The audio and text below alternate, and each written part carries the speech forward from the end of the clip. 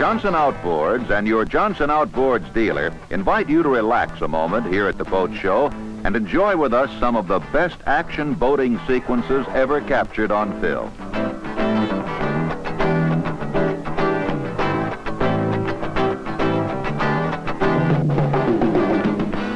Over the years, Johnson Outboards have been used in films and television specials covering almost every boating activity, and we put together some of the most memorable highlights for your entertainment.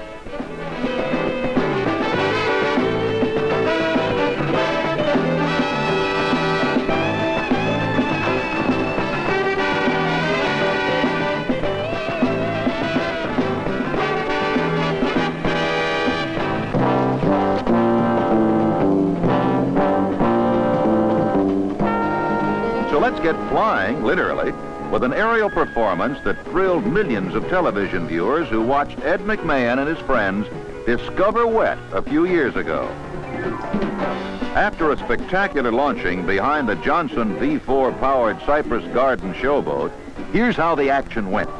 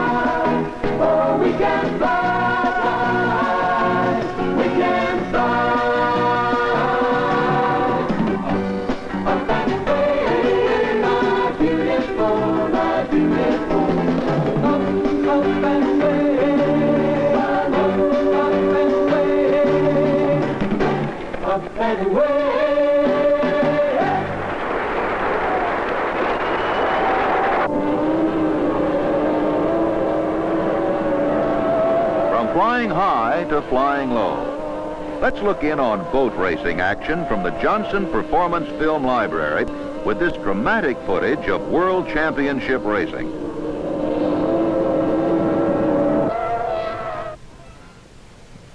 Johnson uses rugged racing competition throughout the world to help develop and improve its designs for you.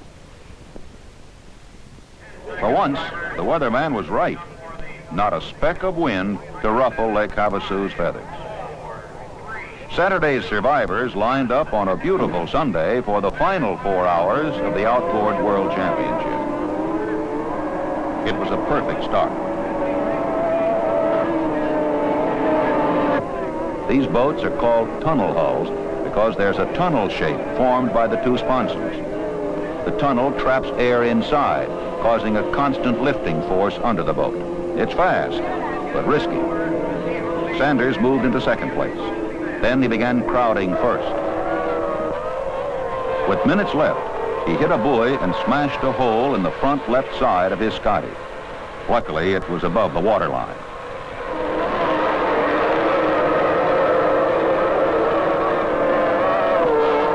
A gun sounded. Sanders took the checkered flag with his Johnson Stinger GP and Scotty craft. Sanders was elated. He became the first driver in history to have captured the 4 biggest boat races in the world, all with Johnson power.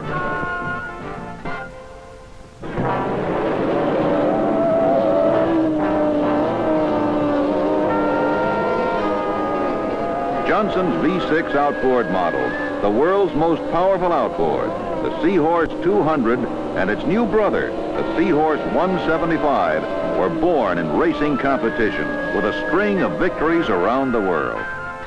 Racing helped bring you this powerful pair of production motors for big power boating needs. And when we say big power, here's a dramatic example from the Johnson film Performance Revolution.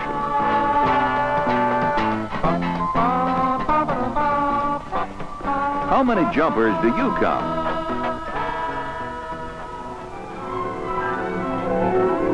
move back almost 20 years when the big news in outboard power was Johnson's introduction of the Seahorse V4, a then startling 50 horsepower.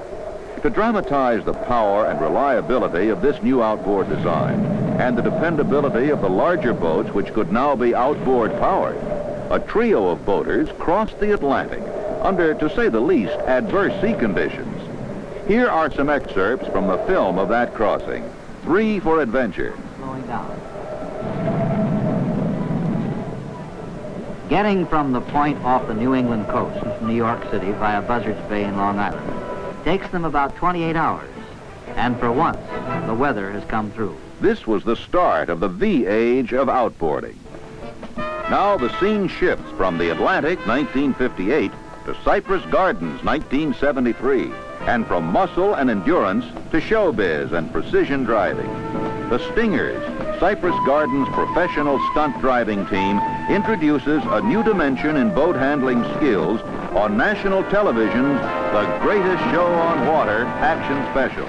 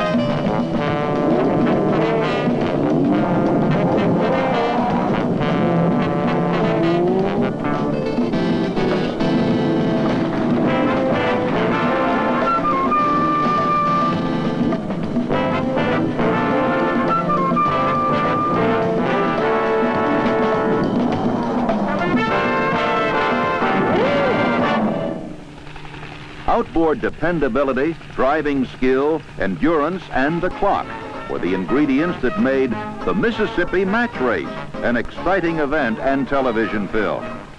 Racers Howard Weiler and Bill Tedford, along with their co-drivers, ran flat out from New Orleans to Chicago in identical boats powered by Johnson V4 outboards. And here's a tight squeeze coming up. He's taking a shorter, direct course toward the downtown skyline, and he's bouncing through rugged Lake Michigan.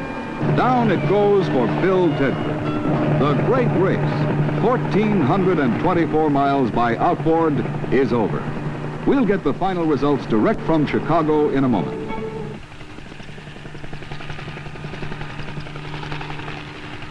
From action going upriver, now let's go downstream with Georgie White, the West's famous woman of the river, as she maneuvers the rapids of the Colorado River in her Johnson-powered rubber rafts. We pick up the narration of author-photographer Homer Groening in a segment of his film, Let's Get Wet. The run with your eyes closed. It's something like trying to ride on the backs of a ballet troupe of hippopotamuses who are just learning the dance of the Sugar Plum Fairy. The best way to make the trip is with Georgie and her rubber rafts, but do it soon and bring your camera. So far, she's been able to work in 7 trips a year down the Grand Canyon, and each trip takes about 2 weeks.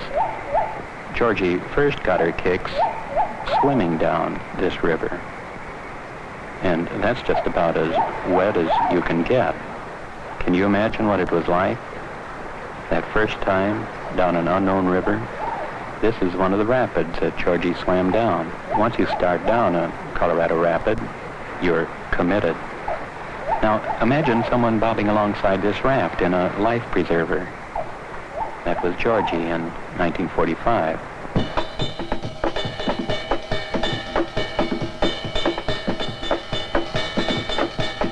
Every year, millions of people strap on a pair of water skis, but only a few can match this kind of performance, featuring 3 special events from championship competition.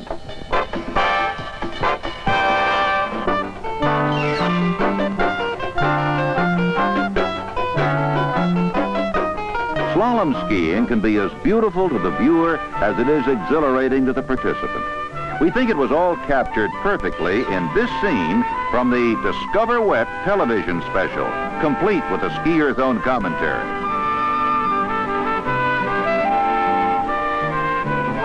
My dad started me water skiing when I was 5 years old. And I've never really lost that love of the sport. I started competing in national tournaments when I was 10 years old. But I guess my real love is the slalom. Gives me a wonderful sense of freedom. And I guess I just love water skiing.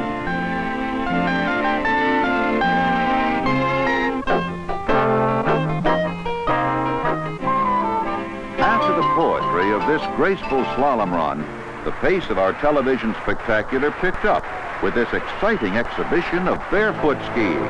With the Johnson V4-powered Cypress Gardens showboat providing the power, this young athlete put on an almost unbelievable show for the national audience. Watch.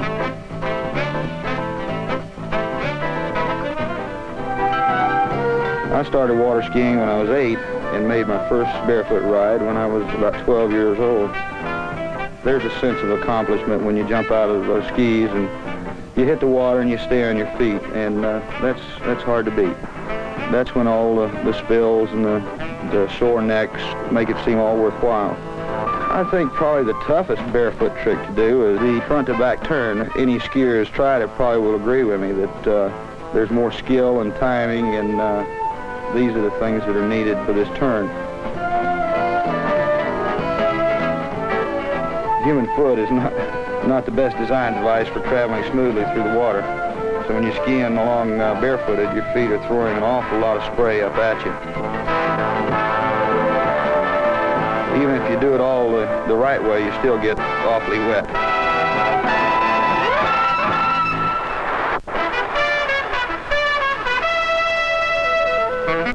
Television viewers enjoyed a new dimension in ski jumping coverage as Jimmy the Flea Jackson expressed his feelings about soaring off a 6-foot jump ramp. Well, I suppose I like the jumping best of all. There's this tremendous feeling of flight. And when you first leave that wake, it's just like looking at a big barn door. In fact, this thing, it's out there in the middle of the water and it's staring up at you, and you look at it. You drive on up through the jump, and it lifts you. It just throws you, just like someone picked you up and threw you 150 feet. It's one of the most tremendous sensations I've ever felt.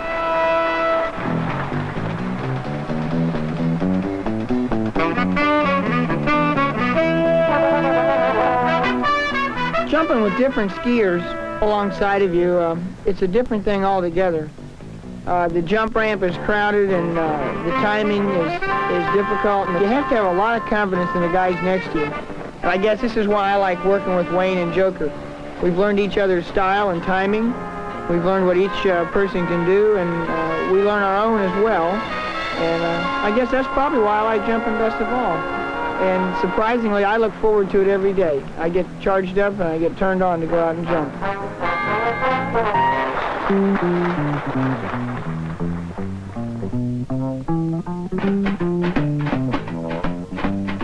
Now let's take a look at a very special form of ski jumping and listen to the young performer who perfected it for national television. I really like the challenge of a new trick, the work you have to put into it until you perfect it. I guess that's why I like the somersault trick so much.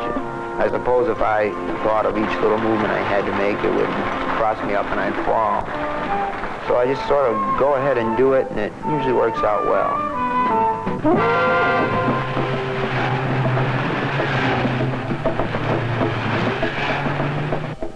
If you like boat jumping and performance driving, then watch action from yet another television spectacular filmed at Florida's Cypress Gardens.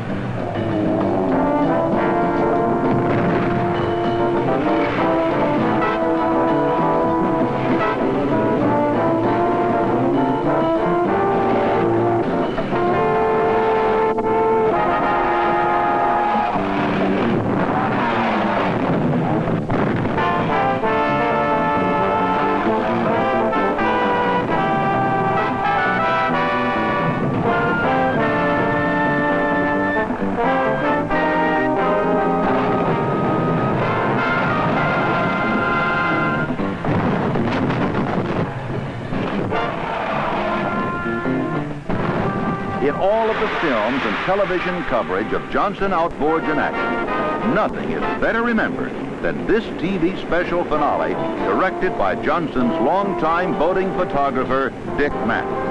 10 cameras were rolling from various vantage points as the Cypress Gardens stunt team relied on their Johnson Outboards to get them over the hottest boat jump in history.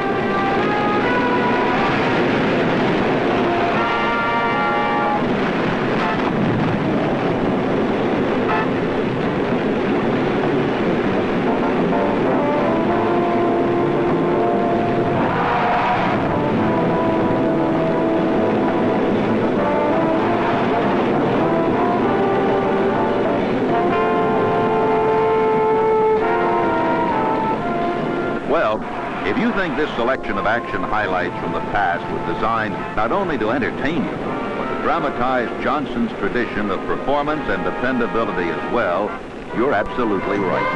And the 1977 line of Johnson's now on display carries on the quality tradition that has helped make Johnson the world leader.